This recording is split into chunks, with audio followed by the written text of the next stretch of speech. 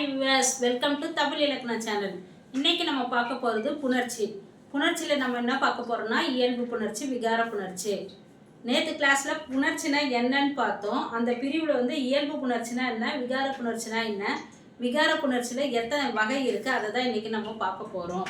இப்போ இயல்பு புணர்ச்சினா என்ன சொன்னேன் நான், நிலைமொழியும் வருமொழியும் இணைவது தான் புணர்ச்சின்னு சொன்னேன். இப்போ இயல்பு புணர்ச்சினா இயல்பாகவே புணரும். அதுக்கு ஒரு எடுத்துக்காட்டு சொல்றேன். தாய் கூட்டல் மொழி. இதுல வந்து இது என்னது, இது நிலைமொழி. அதனை தொடர்ந்து வருவது தான் என்னது, வருமொழி. இது நிலைமொழி, இது வருமொழி. இந்த தாய் கூட்டல் மொழி எப்படி நம்ம எழுதுவோம், தாய்மொழி. இது இயல்பா எந்த மாற்றமும் இல்லாம புணர்ந்து இருக்கா, அந்த மாதிரி இருந்தா இயல்பு புணர்ச்சி.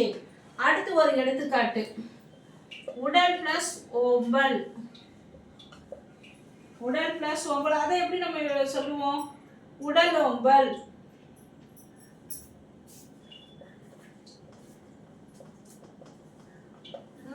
இது நிலைமொழி, இது வருமொழி. நிலைமொழியோட ஈற்றம் வருமொழியோட முதல் எழுத்தும் சேர்ந்து இல் பிளஸ் ஓன்னது லோ, அப்ப உடல் ஓம்பல். இதுல வந்து எதுவும் திரியல, மாறல, புணர்ந்து தான் வந்திருக்கு. அப்ப இந்த மாதிரி வர்றதுக்கு பேர் தான் அது இயல்பு புணர்ச்சி. இயல்பாகவே புணர்றது தான் இயல்பு புணர்ச்சி. அடுத்து நம்ம பார்க்க போறது விகார புணர்ச்சி. இந்த விகார புணர்ச்சி வந்து 3 வகையா இருக்கும். முதல்ல இருந்து தோன்றல், ஒரு எழுத்து தோன்றும், அப்புறம் திரிதல், அந்த எழுத்து வேற எழுத்தா மாறும், அப்புறம் கெடுதல்னா அந்த எழுத்தே இல்லாம போயிடும். தோன்றல், திரிதல், கெடுதல் என 3 வகைப்படும். விகார புணர்ச்சி எத்தனை வகைப்படும், 3 வகைப்படும். என்னென்ன வகை, தோன்றல், திரிதல், கெடுதல். இயல்பு புணர்ச்சியில வகைப்பாடு எதுவும் கிடையாது. இயல்பாக புணர்வது இயல்பு புணர்ச்சி.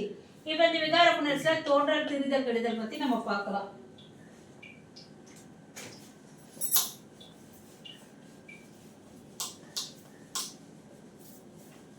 இப்போ ஃபர்ஸ்ட் நம்ம பார்க்க போறது தோன்றல்.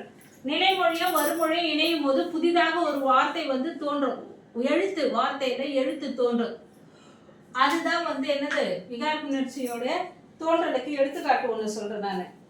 தோன்றல் விகாரம், அது பேர் என்னது, தோன்றல் விகாரம். நிலைமொழியும் வருமொழியும் இணையும் போது புதிதாக ஒரு எழுத்து தோன்றும், அதுக்கு பேர் தோன்றல் விகாரம். இதுக்கு எடுத்துக்காட்டு சொல்றேன். தமிழ் கூட்டல் தாய், தமிழ் கூட்டல் தாய். அதை சேர்த்து எழுதும் போது எப்படி எழுதணுமோ, தமிழ் தாய். என்ன எழுதுறோம், தமிழ் தாய். இப்போ வந்து இதுல எந்த எழுத்து தோன்றி இருக்கு, இத்துன்ற எழுத்து நமக்கு தோன்றி இருக்கு. இந்த மாதிரி தோன்றுவதற்கு பேர் தான், புதிதாக ஒரு எழுத்து தோன்றுவது தான் என்னது, தோன்றல் விகாரம். அடுத்து பார்க்க போறது திரிதல் விகாரம்.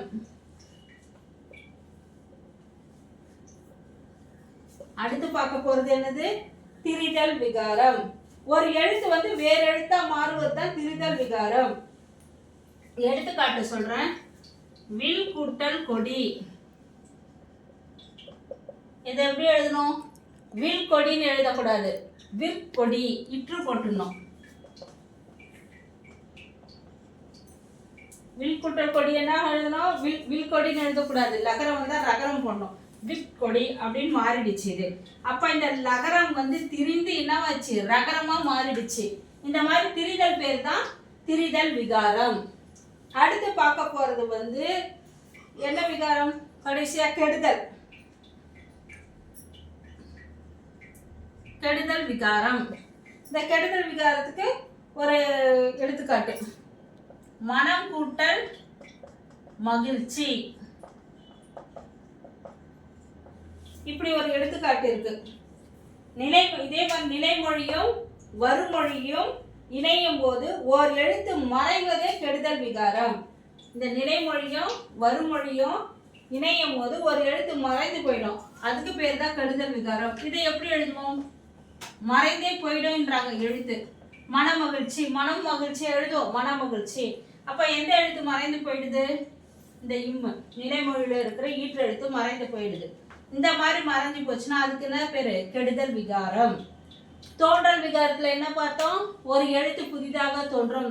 தமிழ் கூட்டல் தாய், தமிழ் தாய் இது தோன்றி இருக்கா? திரிதல் விகாரம் என்னது? வில் கூட்டல் கொடி. அது எப்படி சொல்வோம்? விற்கொடி. லகரம் வந்து என்னவா மாறிடுச்சு? ரகரமா மாறிடுச்சு.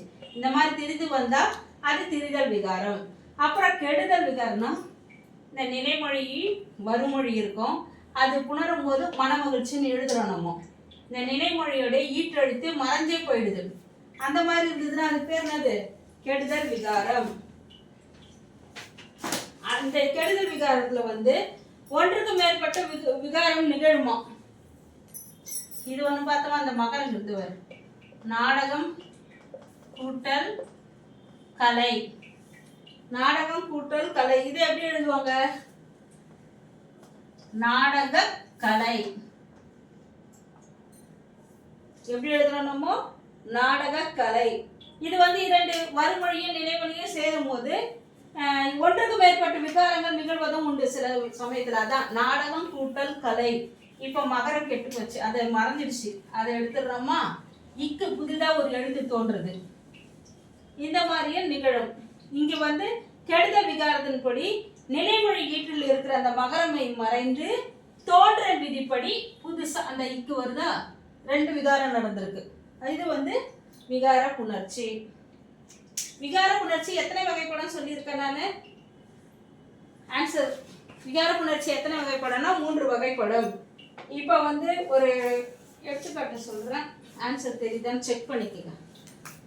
புரிஞ்சிருச்சா? தோன்றல் விகாரம், திரிதல் விகாரம், கெடுதல் விகாரம். கெடுதல் விகாரத்துல ஒண்டி ரெண்டுக்கு மேல வந்து விகாரம் வந்து கெட்டு போகலாம். ஒரு இதுல வந்து என்னது? மகரம் கெட்டு போய் அப்படியே எழுதிடுறோம். இன்னொரு எடுத்துக்காட்டுல என்னது?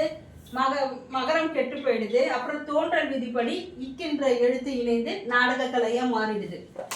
இப்போ ஒரு எடுத்துக்காட்டு ஒண்டி கேட்கிறேன், ஆன்சர் ஒண்டி சொல்லிடுறேன். மட்பாண்டம்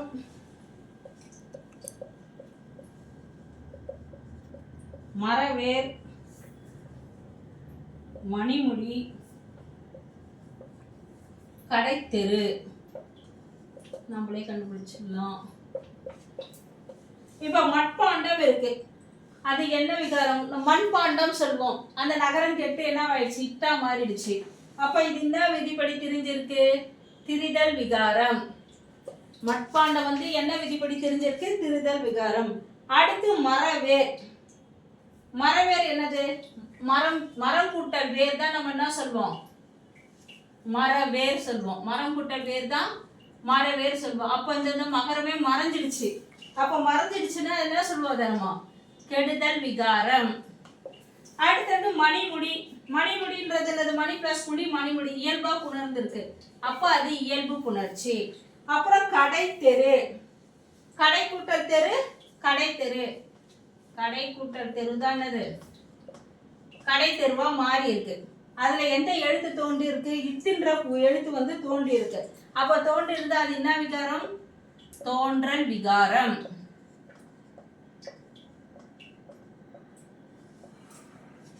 மட்பாண்டம் வந்து நகரம் கெட்டு டகரமாயிருக்கு, அதனால வந்து திரிதல் விகாரம். மரவேர் வந்து இம்ன்ற எழுத்து வந்து மறைஞ்சிடுச்சு, அதனால அது கெடுதல் விகாரம்.